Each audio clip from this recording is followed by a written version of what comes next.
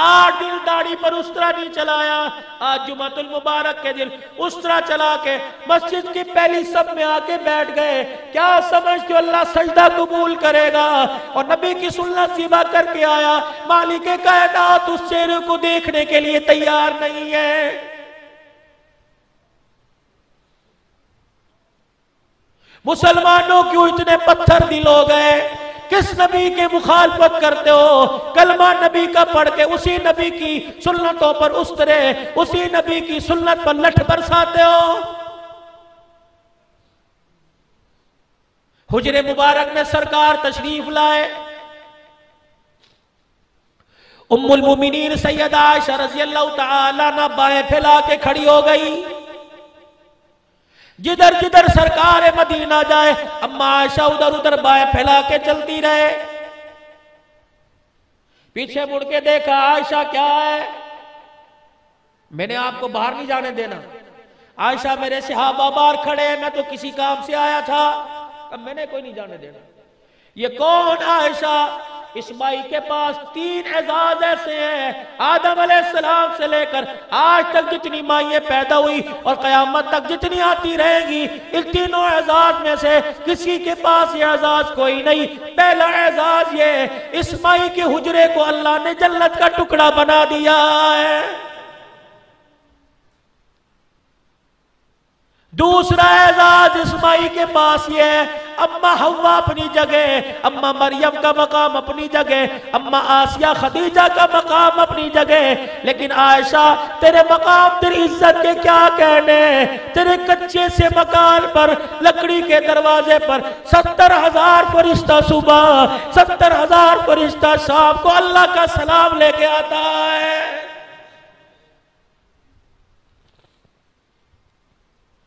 کسی مائی کے پاس یہ اعزاز نہیں جو اما عائشہ کو، صدیق کی بیٹی کو ملا۔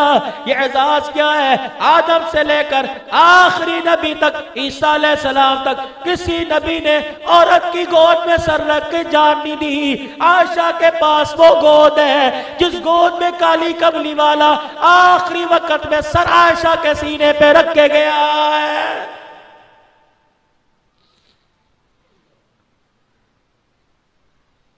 علماء اکرام نے اس حجرے کے فضائل یہاں تک بیان فرمایا جب کائنات کا نظام ختم ہو جائے گا، زمین بلیا میٹ کر دی جائے گی، جس زمین کے ٹکڑے پہ نبی کا روزہ مبارک ہے، اور لوگوں قیامت کے آنے کے بعد بھی اس ٹکڑے پر 70,000 فرشتہ خدا کا سلام لاتا رہے گا۔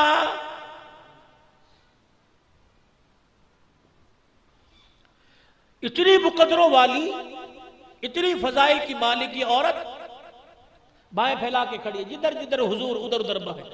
عائشہ باہر آ، میں نے آج کوئی نہیں جانے دینا۔ اچھا پھر بتا کیا بات؟ کہ ناراض تو نہیں ہوں گے بات کہوں کا کیا بات؟ کہ میرے ابو بکر نے کہا تھا عائشہ دھیان رکھیو جہاں نبی کو تنہا پائے اسی وقت موقع پا کے کہہ دینا میرے لیے ہاتھ اٹھا کے دعا فرما دو۔ آج باہر میں نے نہیں جانے دینا، میرے لیے دعا کیجئے، بس اتنی بات ہے۔ عائشہ پھر ہاتھ اٹھا، اللہم اغفر لی عائشہ، اللہ میری عائشہ کی مغفرت فرما، ما تقدم من ذنبک وما تأخر، اس کے اگلے پچھلے سارے گناہ معاف فرما۔ جب حضور کی زبان سے دعا سنی، اما عائشہ زمین پہ لیٹ گئی، کچے فرش پہ کروٹیں بدل بدل کے رونے لگی۔ ما یبکیک یا عائشہ، کس چیز نے تجھے رلا دیا؟ کہ آج مجھے اپنے نصیبے پہ ناز ہو رہا ہے، سارے نبیوں کے سردار نے آج ہاتھ اٹھا کے میرے لیے دعا کر دی۔ سیدہ کا ہاتھ پکڑ کے کھڑا کر دیا، فرمایا عائشہ ایک مرتبہ تیرے لیے دعا کی، تو خوشی سے پھولی نہ سمائی، تیرے سے خوشی برداشت نہیں ہو رہی، اللہ کی عزت کی قسم ہے جو میں نے دعا تجھے دی اپنی امت کے لیے یہی دعا روزانہ 5 مرتبہ کرتا ہوں۔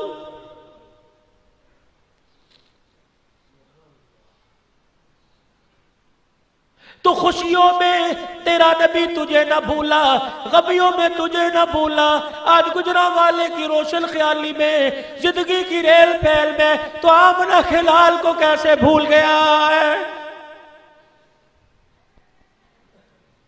سارے نبیوں میں یہ واحد نبی ہے جس کو رب العزت نے، پروردگار عالم نے سارے نور کے پردے ہٹا کر بٹھا کے خود باتیں کی ہیں۔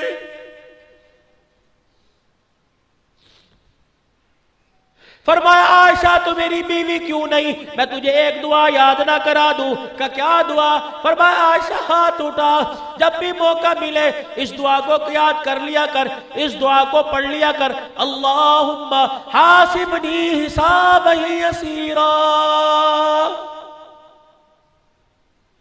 یا اللہ قیامت کے دن میرا حساب آسان کر دینا۔ کملی والے حساب آسان کیا ہوگا؟ فرمایا گناہگار کو گناہوں کے رجسٹر کے ساتھ اللہ کے سامنے لایا جائے گا، پروردگار عالم گناہگار کو تھر تھر کانپتا دیکھے گا، اس کے گناہوں والے رجسٹر کی طرف نہیں دیکھے گا، اس کی کپ کپی پر، اس کے ڈرنے پر اسے رحم آ جائے گا اور وہ اعلان کر دے گا جا حساب کتاب نہیں لیتا، میں نے تیری زندگی کے سارے گناہوں کو معاف کر دیا ہے۔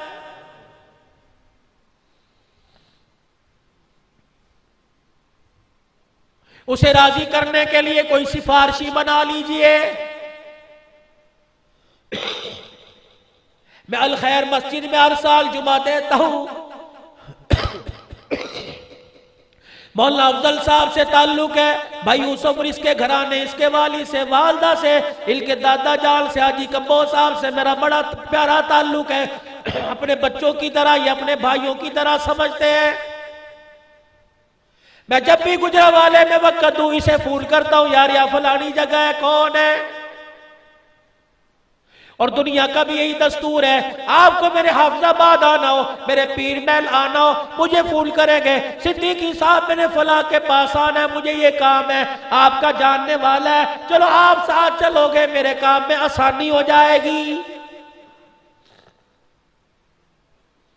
معاف تو مالک کائنات نے کرنا ہے، جزا سزا کے فیصلے اس نے کرنے ہیں، اکیلے جاؤ گے اسے غصہ آئے گا، اپنا ہاتھ اس کے نبی کے ہاتھ میں دے دو، کملی والا لے کے جائے گا، بے شک گناہوں سے رجسٹر بھرا پڑا ہوا، میں گناہگار جاؤں گا، عذاب دینے کا ارادہ کرے گا، اس کا پیارا نبی ساتھ جائے گا، اس کے پیارے نبی کو اس کا چہرہ دیکھنے پہ اس مالک کائنات کو پیارا جائے گا۔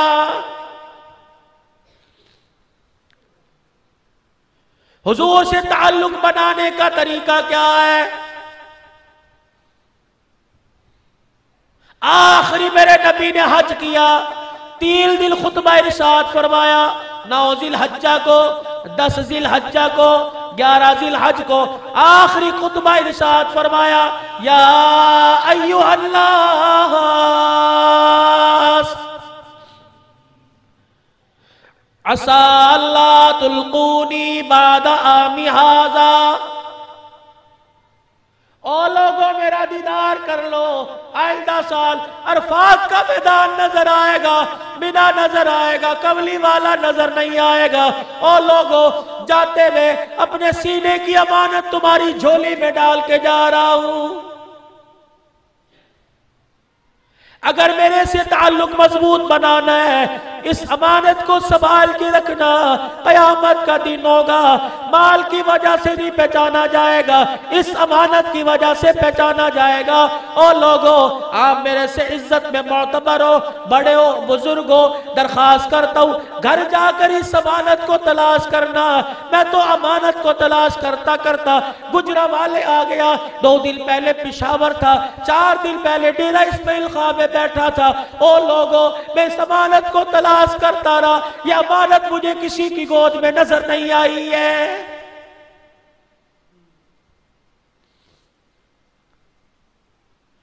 اتنے سخت دل ہم کب سے ہو گئے، کالی کملی والے کے احسانات کو فراموش کر کے بیٹھ گئے۔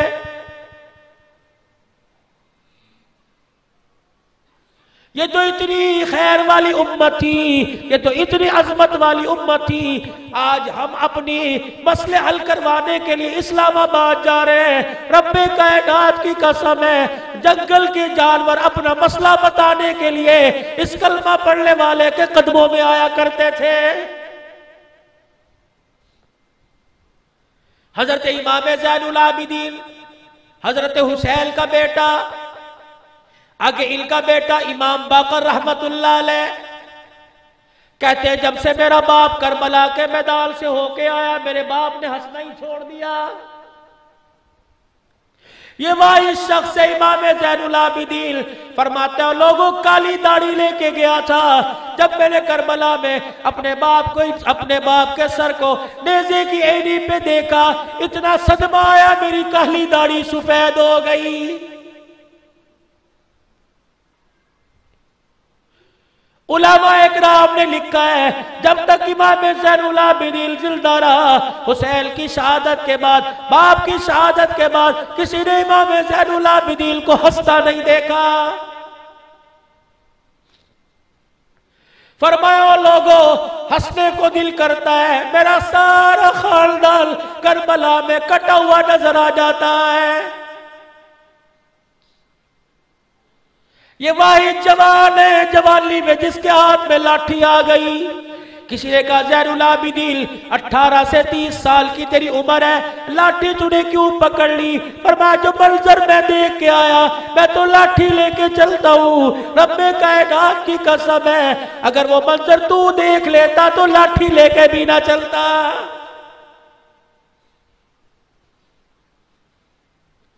امام باقر کہتے سارا دن میرا باپ مصلی پہ بیٹھا رہتا، کہ ایک دن شام کا وقت ہوا، ایک ہرنی کو دیکھا میرے باپ کے گھر کے دروازے پہ آئی اور سر مار کے اندر جانے لگی، میں نے شیشی کر کے اسے ہٹا دیا، کہ پھر تھوڑی دور گئی پھر آ گئی، پھر تھوڑی دور گئی پھر آ گئی، کہ میں نے کہا بات کچھ اور ہے۔ کہنے لگے میں ذرا گھر کے دروازے سے 2 قدم پیچھے ہٹ کے کھڑا ہو گیا، ہرنی نے موقع پایا چھلانگ لگائی، میرے باپ کے مصلی پہ جا کے کھڑی ہو گئی، کان میں نہیں اپنے ہونٹوں کو میرے باپ کے ہونٹوں کے ساتھ لگا کے رونا شروع کر دیا، کہ جیسے ہرنی نے بھا کی میرا باپ لاٹھی لے کے امام زین العابدین کھڑے ہو گئے، ہرنی آگے آگے میرا ابا پیچھے پیچھے، اللہ اکبر، تھوڑا سا آگے گئے، ایک عربی کے مکان پر میرے باپ نے لاٹھی مار کے دروازہ بجایا، عربی باہر آیا، میرا باپ رو کے کہنے لگا ماں کا رونا دیکھا نہیں جاتا، اس کے بچے واپس کر دے، یہ سفارشی بنا کر محمد کے گھرانے کے فرد کو تیرے دروازے پہ لے کے آئی ہے۔ عربی کی چیخیں نکل گئی، اس نے کہا اس گھرانے کو جنگل کے جانور بھی جانتے ہیں، کہ یہ تو حلال جانور ہے، آب ہے تجھے بتاؤں، جب میرے باپ کو مکے کی میرے دادے کو مکے کی گلیوں میں مارا کرتے تھے، اخنس بن شریک مکے کا کافر، حضرت ابو سفیان نے ابھی کلمہ نہیں پڑھا، یہ دونوں حدود حرم کے پاس کچی آبادی چھوٹی سی حد ہوا کرتی تھی، اب تو آپ عمرہ کرنے کے لیے جاؤ 23 کلومیٹر یا 30 کلومیٹر کے فاصلے پر ریل نما قرآن پاک بنا ہوا ہے، اور وہ دیوار پہ لکھا ہے الا والمشرکون نجس فلا يقرب المسجد الحرام، خبردار مشرک یا رک جائے، پاک جگہ شروع ہو گئی، قدم اٹھانے کی اجازت نہیں ہے۔ حضرت ابو سفیان کہتے ہیں میں حدود حرم کے باہر کھڑا تھا، ایک ہرن دوڑتا ہوا حدود حرم میں داخل ہوا، اس کے پیچھے بھیڑیا چھلانگ مارتا ہوا آیا، جب اس نے اپنی آنکھوں سے حرم کی حدود کو دیکھا کلا بازی کھا کے پیچھے گر گیا۔ ابو سفیان کہتا ہے میرے سے رہا نہ گیا، میرے ہاتھ پہ ہاتھ مارا، کہا واہ عجبا، کتنی عجیب بات ہے، جنگل کے درندے پہ چال گئے، پاک جگہ پر ناپاک چیز کو قدم رکھنے کی اجازت نہیں۔ کہ بھیڑیا زمین پہ گرا ہوا تھا، اٹھ کے بیٹھ گیا، ابو سفیان کہتے میری طرف یوں منہ کیا اور گھور کے دیکھنے لگا اور دونوں بازو یوں کر کے اٹھا دی. اللہ نے اسے انسانوں والی زبان دی. کہ میں نے تو کہا واہ جاوا کتنی عجیب بات ہے, انسانوں والی زبان دی. کہنے لگا واہ جاوا من ذالک, اس سے بھی بڑی تمہیں عجیب بات نہ بتاؤں, جس نبی کو مکے کی گلیوں میں تم پتھر مارتے ہو وہ نبی تمہیں جہنم سے بچا کر جنت کا وارث بنانے آیا ہے.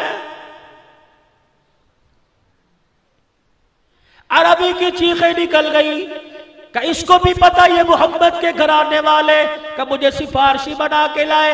حضرت امام زین العابدین کے آگے ہاتھ جوڑ کے کھڑا ہو گیا کہ لگا او سید زادے بات دراصل یہ ہے, آج نہیں میں تو روزانہ شکار کرتا ہوں, پتہ نہیں کتنوں ماؤں کی گود اجڑتی ہے, آج مجھے احساس ہوا نیا کام تلاش کروں گا. صبح جنگل سے جانور پکڑتا ہوں, صبح بازار میں لا کے اگلے دن بیچ دیتا ہوں, یہ حصے میرے گھر کا چولہا جل جاتا ہے. آپ نے فرمایا کتنے پیسے لے گا؟ کہ 20 درہم دوں گا. امام زین العابدین نے اپنی جیب سے 20 درہم نکال کر اس عربی کو دیے. اس نے بچے گھر سے نکال کر ہرلی کے سامنے رکھے. امام باقر کہنے لگے میری چیخیں نکل گئی اس وقت جب میرا باپ ہرلی کے بچوں کو دیکھ کے رونے لگ گیا اور ہرلی اپنے بچوں کے اوپر سر رکھ کر میرے باپ کو دیکھ کر شکریہ کا سر ہلانے لگ گئی.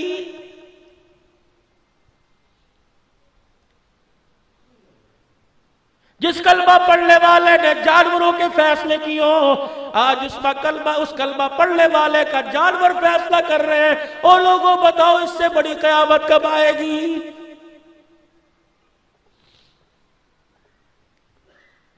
مسلمانوں میں آپ کی بات نہیں کرتا, آپ مقدروں والے ہو, جھوٹی گواہی دیتے ہوئے سوچ لیا کرو ہم نے کلمہ کس کا پڑھا ہے. چور کی ضمانت کرانے کے لیے, بچل کے دینے کے لیے, گھر کے کاغذ ہاتھ میں پکڑنے سے پہلے سوچ لیا کرو ہمارا نبی کون ہے.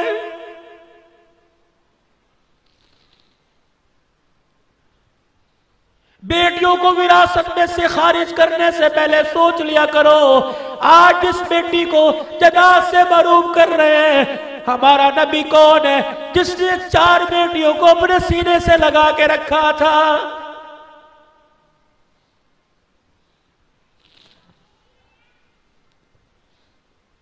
آج ماں باپ کو بوجھ سمجھنے سے پہلے سوچ لیا کرو اس نبی کی امتی ہے جو مصلی پہ کھڑا ہو کے رونے لگ گیا.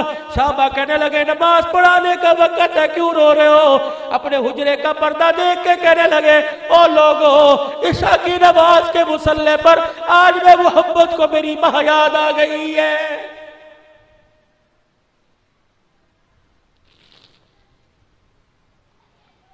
کملی والے امی کیوں یاد آ گئی؟ کہ وہ ماں کا وقت یاد آ گیا جب مجھے یتیم دیکھ کے رو رہی تھی. اللہ اکبر. اب واقع مکہ میدان میں جب میرا ہاتھ چھوڑ کے رونے لگی, میں نے کہا اماں کہاں جا رہی ہے؟ کہ لگی باپ تو پہلے چلا گیا اب ماں چھوڑ کے جا رہی ہے. انگلی کا اشارہ آسمان کی طرف کیا, اللہ اب یتیم محمد کو ماں تیرے حوالے کر کے جا رہی ہے. کملی والے آج اماں کیوں یاد آ گئی؟ کہ جس وقت مجھے روٹی دینے والا کوئی نہ تھا اس وقت ماں رویا کرتی تھی, میری انگلی پکڑنے والا کوئی نہ تھا. میرے دل میں نماز پڑھنے سے پہلے خیال آیا کاش اماں زندہ ہوتی اپنے بیٹے کا شان دیکھ لیتی. آج سارے فرشتوں کا سردار میرے دروازے پہ ہاتھ باندھ کے کھڑا ہوا ہے.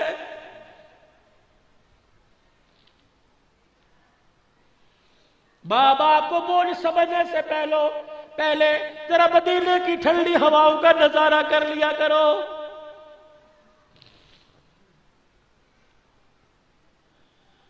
بھائی کو سینے سے جدا کرنے والوں اللہ اکبر, کیا تم موبائل نہیں دیکھتے؟ کیا تم اخباروں میں نہیں دیکھتے؟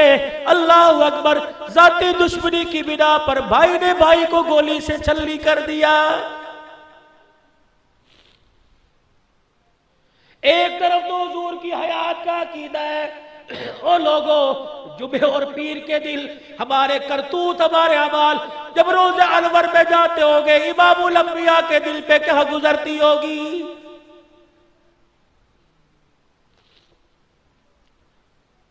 آج سارا مجمع اللہ سے معافی مانگ لے اور صدق کے دل سے سچے سچی نیت کر کے اللہ کے دربار میں یوں کہہ دے، یا اللہ میری توبہ، یا اللہ میری توبہ، یا اللہ میری توبہ۔ علماء اکرام نے فرمایا 3 مرتبہ بندہ زمین پہ معافی مانگتا ہے، عرش بری والا عرش پہ معافی کا اعلان کر دیتا ہے۔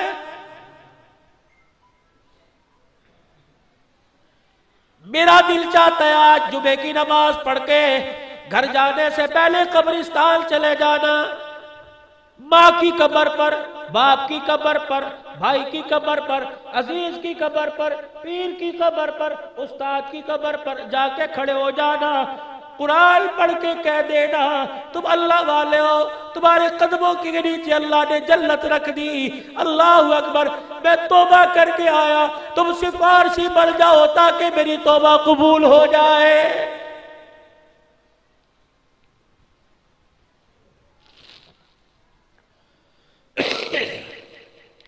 ایک گزارش آپ سے اور کروں گا، کرنی تو آپ نے اپنی مرضی ہے۔ پتہ لگا قبرستان میں، بیچ قبرستان میں ابا کی یا اس کونے میں امی کی قبر ہے، جب قبرستان کے اندر جاؤ، گزرتے ہوئے جاؤ، او لوگو ایسی قبروں کو دیکھتے جایا کرو جن قبروں کے اوپر پٹی پوری کوئی نہیں، اس قبر کے پاس کھڑے ہو کے ایک مرتبہ قل ہو اللہ پڑھ لیا کرو اور سمجھ جایا کرو اس کے پیچھے ہاتھ اٹھانے والا کوئی نہیں۔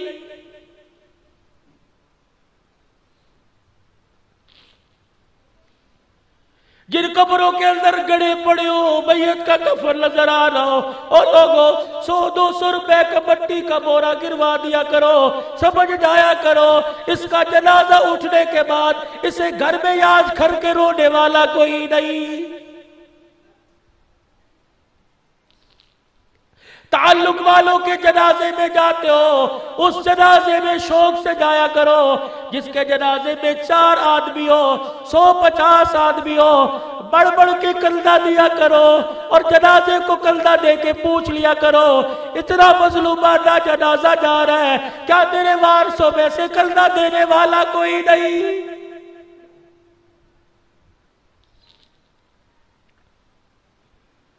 میں آپ حضرات کو کیا سمجھاؤں، آپ حضرات کو کیا بتلاؤں، سمجھدار ہو، اللہ پاک نے ذہن سوچ فکر عطا فرما رکھی ہے، لیکن میرے عزیزو ان سوچوں کو، ان صلاحیتوں کو دنیا پر اتنا لگاؤ جتنا دنیا میں رہنا ہے، آخرت کی کامیابی پر لگاؤ، ان سوچوں کو آخرت کی، ان صلاحیتوں کو آخرت کی کامیابی پہ لگاؤ۔ یقین جانو اگر تیری سوچ پر تیرا قدم اللہ کے رستے میں، اللہ کے حاصل کرنے میں، اس کے نبی کی محبت کو حاصل کرنے میں تیرا قدم اٹھ گیا، یہ قدم نجات کے لیے کافی بن جائے گا۔